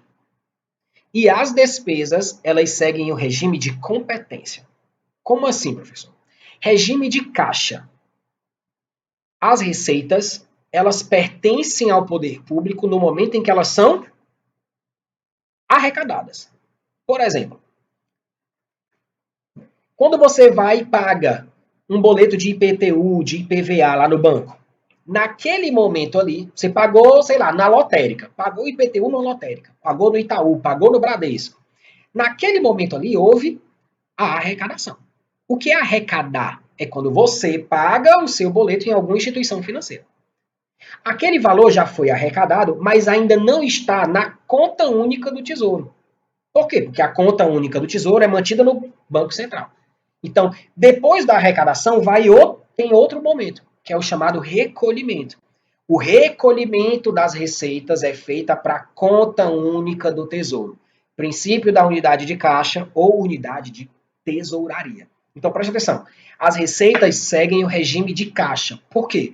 Porque eu só vou considerar como receita aquilo que de fato entrar em forma definitiva nos cofres públicos. Aquilo que for arrecadado e recolhido. Para as despesas, não. A gente considera a despesa no momento em que acontece o fato gerador da despesa. Fato gerador é algo que vem, em regra, antes do desembolso. Então, por exemplo, pensa numa folha de pagamento. Você recebe o salário do mês no quinto dia útil do mês seguinte. Preste atenção. Você recebe o salário do mês no quinto dia útil do mês seguinte. Então vamos lá. Dezembro, seu salário tem que cair até 5 de janeiro. Para o governo, o seu salário é de janeiro porque você só recebe em janeiro? Não. Qual foi o mês trabalhado? Dezembro. Então, pelo regime de competência, o seu salário de dezembro será considerado despesa em dezembro. E não somente em janeiro, porque foi pago em janeiro. Essa regra para a receita é o que a gente chama de regime de caixa. A gente considera a receita somente aquilo que for de fato arrecadado. Para a despesa, não. Para a despesa, eu não espero pagar. Eu não espero desembolsar para considerar despesa. Basta que aconteça o fato gerador. Eu acho que com esse exemplo deu para ficar bem claro para vocês a diferença de regime de caixa e regime de competência, né? Regime de caixa só se considera aquilo que de fato entrou nos cofres públicos. Entrou de maneira definitiva, aquilo que foi arrecadado e aquilo que foi recolhido. Despesa não. Despesa eu já considero despesa no momento em que acontece o fato gerador. O que é o fato gerador do seu salário? O que é? Você ter trabalhado. Trabalhou em dezembro, é despesa de dezembro. Mesmo que o governo só pague no 10º dia útil do mês seguinte. Não interessa. É salário de dezembro. Então, para despesa, regime de competência. Para receita, regime de caixa. Olha a questão 18. O controle contábil da execução orçamentária dos órgãos da administração pública direta é feita pelo regime de caixa para quem? Regime de caixa é para as receitas. Regime de competência é para as despesas. Anota isso aí no material. Regime de caixa para receita, regime de competência para as despesas. Regime de caixa leva em conta a arrecadação, aquilo que entrou de fato nos cofres do poder público. Regime de competência leva em conta o fato gerador. Tá bom? Questão 19. A realização da receita orçamentária se dá em estágios, caracterizadas por fatos e procedimentos que dão objetividade aos registros contábeis. Vamos lá? Anota aí, ó. Tia Pilar, aquela tia chata, né, fuxiqueira. Vamos lá. Quais são as etapas da receita? Previsão, lançamento, arrecadação e recolhimento. Vamos entender cada etapa que aí a gente mata aqui a questão. Presta atenção. Previsão. Entendeu porque que tinha pilar, né? Ó. Deixa eu apagar aqui. Tinha pilar, ó. Previsão, lançamento, arrecadação e recolhimento. Vamos lá. Previsão é quando o governo, no ano anterior, faz a estimativa das receitas para o ano seguinte. O que é o lançamento? Lançamento, em regra, é feito para as receitas tributárias, ou seja, IPTU, IPVA, as contribuições, as taxas, né? Por quê? Porque o governo sabe que vai acontecer o fato gerador em determinada data, ele sabe quem é o sujeito passivo, né? Existe toda uma relação jurídico-tributária para que nasça aquela arrecadação. Então, em regra, o lançamento é para as receitas tributárias, tá? O que é arrecadação? Lembra do exemplo que eu dei lá para vocês? Quando vocês pegam o boleto e pagam numa instituição bancária, aquele valor está sendo o quê? Arrecadado. Pronto. A partir daquele momento, o valor já é considerado receita. Mas ele já está na conta única do Tesouro? Não. Depois que acontece a arrecadação, é que o recurso vai para a conta única do Tesouro. É o momento do recolhimento. Então, você precisa diferenciar dois estágios. Não pode confundir arrecadação de recolhimento. A arrecadação, vamos lá, é quando você pega o seu dinheiro e vai lá no banco. O recolhimento é quando aquele dinheiro vai para a conta única. Da mesma forma que você tem conta no Bradesco, no Santander, no Banco do Brasil, na Caixa, o Orçamento Geral da União é todo administrado, ele tem uma conta única, que é no Banco Central. Então, é nesse momento que acontece o recolhimento. Então, agora a gente pode fazer a nossa questão. O momento a partir do qual os valores estão efetivamente disponíveis para o ente público caracteriza qual estágio? Recolhimento. Presta atenção, porque muitos alunos erraram essa questão. Por quê? A questão não está perguntando a partir de que momento eu já tenho receita. Se a questão perguntasse o momento a partir da qual os valores são considerados receita, seria arrecadação. Porque é a partir da arrecadação que a gente tem receita. Mas não é na arrecadação que o recurso está efetivamente disponível para o governo gastar. Por quê? Porque primeiro precisa ir para a conta única. Então, é só a partir do recolhimento que aqueles valores estão, de fato, disponíveis para o governo gastar. Muito cuidado com esse tipo de questão. Vi alunos muito bons de AFO mesmo, que já estudam para a área fiscal, de controle, por exemplo, errando essa questão. A questão não perguntou a partir de que momento eu tenho receita. Não. Se fosse a partir de que momento eu teria receita, aí sim, arrecadação. Porque no momento em que você pagou seu boleto, meu amigo, aquele valor já é do governo, mas não está na conta única. O governo só vai poder utilizar quando aquele recurso estiver na conta única. E é algo que acontece muito rápido, né? Intrabancos, intrasistema, é rápido, mas são etapas diferentes, tá bom? 19, letra E. Questão 20, questãozinha sobre despesas e classificações. O gasto público, gente, ele passa por uma série de classificações, tá?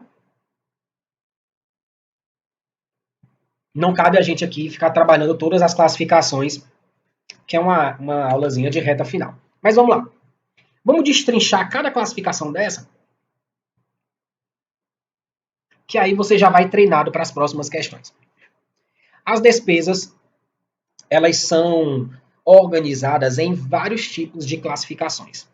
Existem classificações qualitativas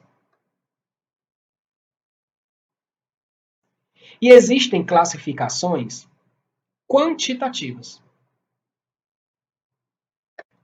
Veja, classificação qualitativa são atributos do gasto público que trazem qualidades dos gastos. Por exemplo, a classificação institucional, ela responde quem gasta. Como assim, professor? Vamos lá. Se é uma despesa do Ministério da Saúde, se é uma despesa da Educação, se é uma despesa do Ministério da Segurança Pública, se é uma despesa da Previdência, ou seja, quem é que está gastando? Quem é que está gastando? Qual órgão está gastando? Qual unidade do governo está gastando? É a classificação institucional. Essa classificação ela vai te responder quem está gastando. A classificação funcional ela responde a outra pergunta. Aqui é em que área? Em que área aquela despesa foi executada? Foi na área da saúde, na área da segurança, na área do planejamento, na área da educação, na área de planejamento urbano, política urbana, na área judiciária? Em que área foi utilizado o recurso? Essa é a classificação funcional. Então, função do governo é em que área está sendo utilizado. Institucional é quem está gastando. A classificação institucional ela tem dois níveis, tá? Todos os gastos chegam no órgão orçamentário e cada órgão tem uma ou mais unidades orçamentárias. Deixa eu dar um exemplo, por exemplo. Ministério da Educação. Órgão. Cada universidade federal é uma unidade orçamentária. Pronto, com esse exemplo você já entende. Então veja, na classificação institucional, é uma classificação que vai te dizer quem está gastando. Eu tenho dois níveis. Qual é o órgão e qual é a unidade que está vinculada àquele órgão. Então, quem recebe dinheiro da LOA é a unidade orçamentária. Mas toda unidade orçamentária está vinculada a algum órgão, tá? Então, o principal exemplo para você matar, Ministério da Educação, órgão, cada universidade federal é como se fosse uma unidade orçamentária. Classificação funcional, em que área, tá? Em que área está sendo utilizado o recurso. nós temos 28 áreas. Tá? Nós temos um manual de orçamento que traz todas as 28 áreas. Você não precisa decorar as 28. Só saiba que a classificação funcional, ela divide o gasto público em áreas. Em que setor aquela despesa está sendo utilizada? Educação, saúde, segurança, né? Planejamento urbano. Classificação por estrutura programática é outra classificação qualitativa. Estrutura programática, a gente trabalhou na nossa quarta questão. Todo o orçamento público ele é planejado sob a forma de orçamento programa. Ou seja, o gasto do governo ele é pensado em programa de governo. Cada programa tem o seu objetivo, cada programa tem sua iniciativa, cada programa tem sua meta, tem o seu indicador. Então, programa de governo é como o governo organiza o seu gasto para atingir determinada finalidade pública. Então, veja, classificação institucional, classificação funcional e programática são classificações qualitativas. E nós temos outra classificação que ela é mais quantitativa. É algo que tem caráter econômico. Natureza da despesa é aquilo que vai gerar, é aquilo que vai te responder o seguinte: o que gerou aquele gasto? É uma característica quantitativa do gasto. A questão ela é bem específica. A questão quer saber o seguinte: a finalidade da classificação funcional. Vamos lá? Funcional. Qual é a pergunta que você faz?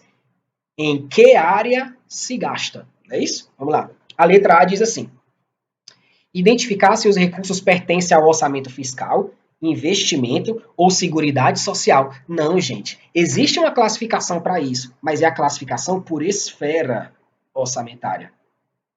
E aqui eu quero que vocês tomem cuidado. Opa. Estamos terminando, hein? Aqui eu quero que vocês tomem cuidado, por quê? Porque lá no direito administrativo você fala assim: na esfera federal, na esfera estadual, na esfera municipal. Esfera em orçamento é para você diferenciar em qual dos orçamentos é aquele gasto. Se eu quero saber se é um gasto do orçamento fiscal, ou se é um gasto do orçamento da Seguridade Social, ou se é um gasto de investimento, a classificação é por esfera orçamentária. Esfera aqui é diferente de esfera lá em direito administrativo. Porque lá em direito administrativo vocês estudam esfera, União, Estado, DF, município. Esfera aqui é qual dos orçamentos, tá? Então a letra A está errada porque isso não é funcional. B. Reportar em qual área de ação governamental a despesa será realizada. Perfeito. Gabarito letra B. C. Ampliar a visibilidade para a sociedade dos resultados e benefícios gerados para a realização do governo. Não, gente. Quando eu dou visibilidade para a sociedade dos resultados que o governo busca, isso aqui tem mais cara de orçamento programa, de orçamento por resultados, tá bom? Letra D. Expressar o objetivo e facilitar o acompanhamento das ações do governo. Mais uma classificação programática. E a letra E, evitar duplas contagens decorrentes da inclusão de recursos no orçamento. Isso não é a classificação por função que faz isso. Isso aqui, na verdade, quem faz isso aqui é a classificação por natureza. É a natureza da despesa que tem um nível de classificação que vai permitir que a gente elimine para não contar o recurso duas vezes, tá bom? Gabarito da questão 20, letra B. Questão 21. Olha aí, mais uma questãozinha para diferenciar enfoque orçamentário de enfoque patrimonial. Presta atenção. Lembra quando eu falei de regime de caixa e regime de competência? Pois bem, para as receitas, regime de caixa. Para as despesas, regime de competência. Sob o ponto de vista orçamentário, eu tenho receita no momento em que ela é arrecadada e despesa no momento que é empenhada, no momento em que o recurso é reservado. Sob o ponto de vista patrimonial, enfoque patrimonial tem tudo a ver com uma cara de setor empresarial, iniciativa privada, para aquelas entidades que trabalham com a lei das SAs, por exemplo, o Banco do Brasil. Então, de acordo com a classificação sob o enfoque patrimonial, que é totalmente o caso do Banco do Brasil, a receita pública ela não é considerada somente no momento em que ela é recolhida. Não, ela é considerada no momento em que acontece o quê? O fato gerador, mesmo que não tenha ocorrido o recebimento.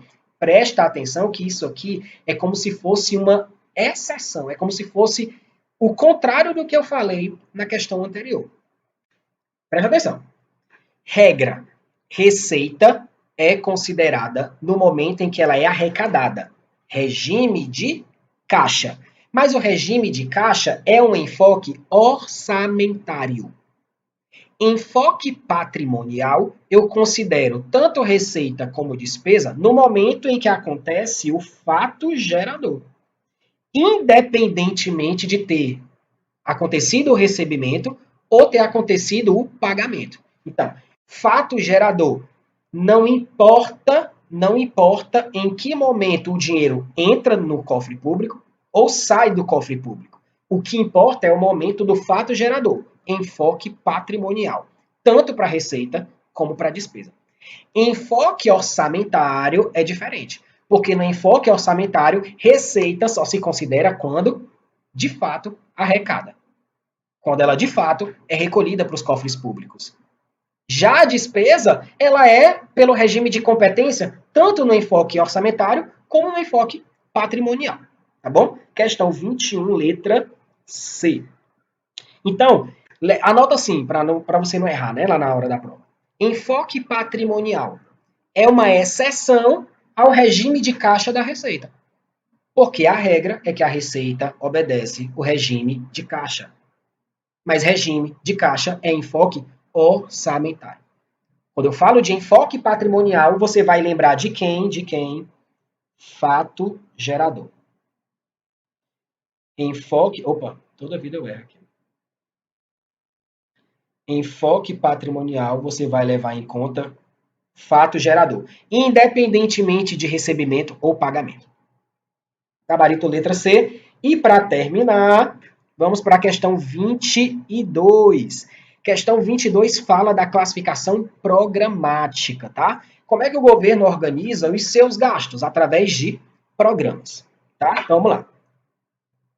Questão que trabalha com a classificação programática. É uma classificação para a despesa, tá? Então, todo gasto do governo será organizado por meio de programas.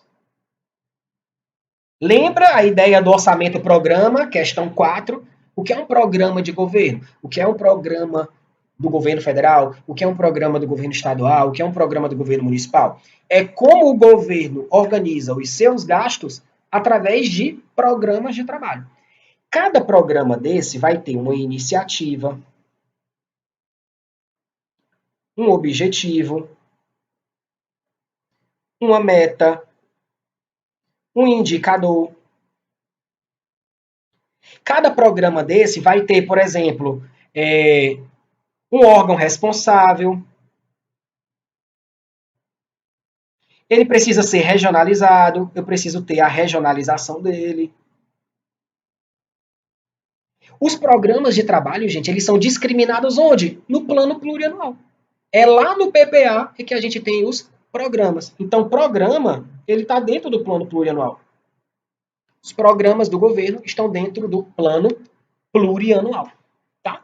Só que esses programas, eles vão dividir os gastos em 3 categorias. Esses programas podem ser projetos, podem ser atividades ou podem ser operações especiais. Simples, simples, simples aqui, viu? Ó, presta atenção. Como assim projeto? Projeto é um tipo de ação do governo que vai servir para cumprir o objetivo de um programa, só que o projeto ele tem data para começar e data para terminar. O projeto ele é limitado no tempo. Uma atividade, por exemplo, uma atividade é algo que também contribui para se obter o objetivo de um programa, só que a atividade ela é feita de modo contínuo. de modo permanente. E nós temos as operações especiais. É aquele tipo de gasto que nem é projeto e nem é atividade. Basicamente, isso aqui envolve pagamento de juros do governo, dívida pública, tá? Dívida pública. É aquele gasto que, de fato, ele não vai contribuir para a execução de um programa. É meramente o governo pagando sua dívida, tá? Então vamos aqui para a questão 22 para a gente encerrar. O ordenador de despesa de determinado órgão inclui no planejamento orçamentário uma ação do governo visando alcançar o objetivo de um programa, ou seja, ou é um projeto, ou é uma atividade, ou é uma operação especial, que envolve um conjunto de operações limitadas no tempo. Opa, limitada no tempo é o quê? Projeto. Tá? Só a título de conhecimento aqui para vocês. Só a título de conhecimento, eu deixei aqui rapidinho para a gente trabalhar aqui, ó. Deixa eu só mostrar aqui para vocês, bem rapidinho, ó. Tá travando um pouquinho. Gabarito letra A, tá? Da 22. Fechamos, encerramos, terminamos. Tá travando aqui. Depois eu mostro para vocês os programas do Banco do Brasil, tá? Numa próxima live, até por conta do horário, né, eu mostro para vocês.